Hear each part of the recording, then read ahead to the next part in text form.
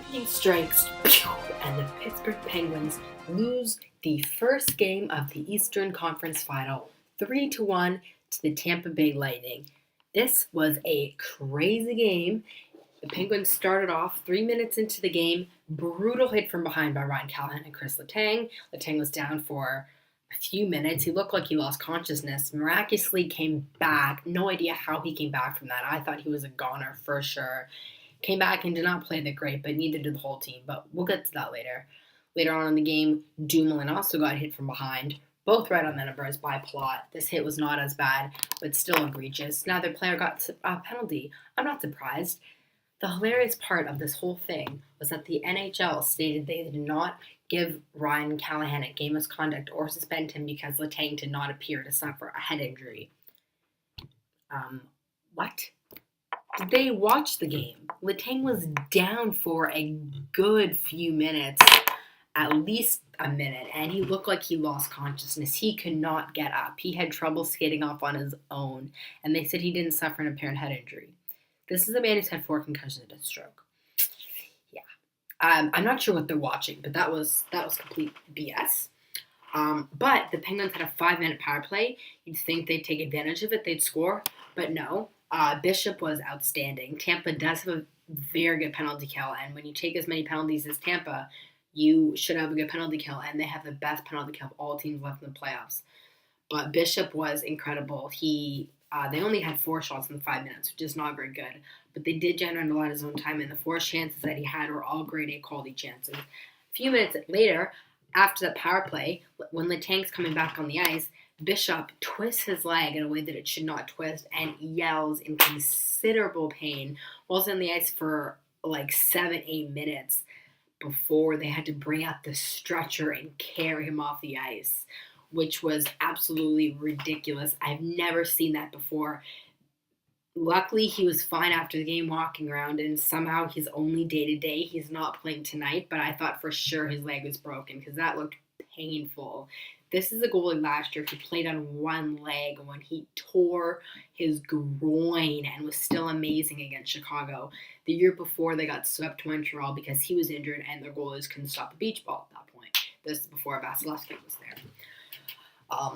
So then Vasilevsky comes in and you think, okay, this is his young, but talented young goalie, same age as Murray, but he's not played for a while. And he's inconsistent. He doesn't have a lot of confidence because Tampa Bay kept sending him up and sending him down. So you'd think the Penguins would pressure. You'd think they get chances. They'd force it. But no. While they did have 35 shots on net, Tampa and had more zone time and had most of the puck possession, Tampa definitely had the better chances, and they were opportunistic, as Mike Sullivan likes to use. They converted on their chances.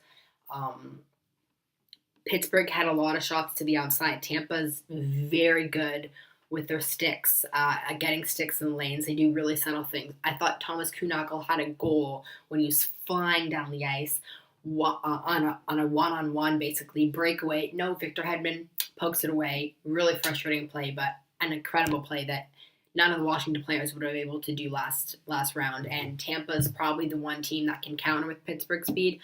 I think Pittsburgh was a little bit surprised at how fast Tampa was and how strong and big their D is, especially Hedman, and Strawman's coming back tonight, which is huge. And Hedman is just a beast. He just does everything right out there. And he's also really tall, so it's really hard to get by him. The Penguins are not a big team. So that was very frustrating because it seemed like every time the Penguins would get in there, it'd be one and done. They would, neither team was spending a lot on the other team's zone, but Tampa did get more odd-man rushes than Pittsburgh at the expense of Willie Matta mainly. He just looked like his feet are made of lead. He messed up on the first goal. Alex Cloran blew right by him, and that's also a goal Murray should have stopped. It was a 5-0 goal. Not a great goal for Murray to let in. Murray was not great this game. I think he'll definitely bounce back tonight as he's shown and as the team has shown. On a day they don't play great, they come out hard, they come out flying, and he'll definitely be better. Matta's also not playing tonight because I don't know what's up with him. He's not been good since coming back from injury. He hasn't really been good all playoffs. He's been pretty brutal, and at this point in the game, they can't afford to keep playing him. I think he's probably injured because the guy can barely skate right now. So Schultz is coming in for Matta. And Dumoulin, luckily, is okay and is still going to play with Letang. And that pairing's been really solid. I actually thought Dumoulin, had a pretty solid game. I thought he was very good in Game 6 against Washington. I thought continued into last night's game, or the game, when was that? Friday night. So I would expect him to be better again. I think Letang will bounce back. Hopefully he's not concussed. The fact that he came back is good, but it's also worrying, especially based on his history. And Letang is a player who hates to miss plays, and he's not. Especially when you're in playoffs, you want to play. You don't, and he knows the team can't win without him. But at the same time, his health is more important. But someone who's had a lot of concussions, I would hope, and a stroke, I would hope that he would realize that. So I think he'll be okay. He didn't skate today, which means he's probably dealing with some sort of injury. He didn't take the morning skate. But hopefully he comes back and is stronger tonight. Vasilevsky's in. Again, he's not been very consistent. So he's good, but he does have a tendency to let in bad goals. He can make some amazing saves, but he can also let in some bad goals, which is what I like to call Andrew Raycroft syndrome. So I think the Penguins, and they have video on him, I think the Penguins will definitely pressure and will definitely make him work, because a lot of his saves last game were quite easy, whereas even though Murray didn't have as many chances, I thought he had to make some harder saves as Tampa. Like I said, they got it on the forecheck, they were opportunistic, they made the most of their chances, whereas Pittsburgh didn't, and it was really the special teams that hurt them. 5-on-5, Pittsburgh was probably the better team, but they didn't convert on that power play. They did score on one, but Tampa scored on one of theirs, and that was really the difference of the game. So Pittsburgh, when they have a 5-minute power play, especially against a team like Tampa that takes a lot of penalties, they have to convert on those chances, because they know that they're going to try to run them. They're going to try to play run and gun game, and especially running their best defenseman. They know it's going to happen, so they got to make Tampa pay for deciding to play that physical game. And I think they'll definitely make Vasilevsky work for it tonight. I think they'll definitely have a harder go of it for sure. I think they'll get more in his face. I don't think it'll be one and done. They're making some lineup adjustments, so I think Pittsburgh will adjust and be able to counter with their speed. They're putting Rust with Crosby and Sheary, which gives them a bit of a faster line. Rust is not great offensively, but Sheary, I thought, looked good. Hornquist has not done much lately, so they're putting Hornquist with Malkin and Kunitz, which is not great for Malkin, as he was playing with Fair and Kunitz. So hopefully that'll get Malkin going. And Malkin looked fantastic last game, and if he played with better players, I think he definitely would have had a couple in the net. So I'll be interested to see how that works out. I'm not sure if I'd put Rust with Crosby. Kunitz and Hornquist is a bit redundant, but I'd maybe drop Sheary there or something like that. But anyways, different line mates. They're keeping the Hagelin, Kessel, Bonino line together. They didn't really get a lot done last game.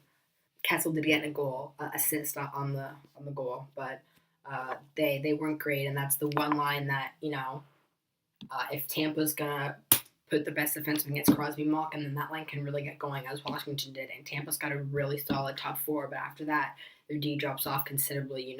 Schuster and whoever else plays there, Carl, are not exactly the fleetest of foot, so they should be able to blow right by them. So I definitely think we'll see a better Pittsburgh team tonight. And I did say Pittsburgh in 6, and they won the last series in 6 and lost the first game. So no time for panicking. I think the Penguins will be fine, and it's on home ice, and we are very good at home. And we haven't lost 2 in a row since December, knock on wood, but I have confidence in this team. If there's one thing the Penguins can do, is they can come back and they can be resilient, and I don't think this game will be any different. So that's all I have for this video. Please like if you like. Sorry I rambled on a bit, but please like if you like, subscribe if you really like it. What are your thoughts on last game? What do you think about the new lines? What do you think about Ollie Matta being scratched, Matt Murray playing? Predictions for the game, and I'll see you after game 2. Bye for now.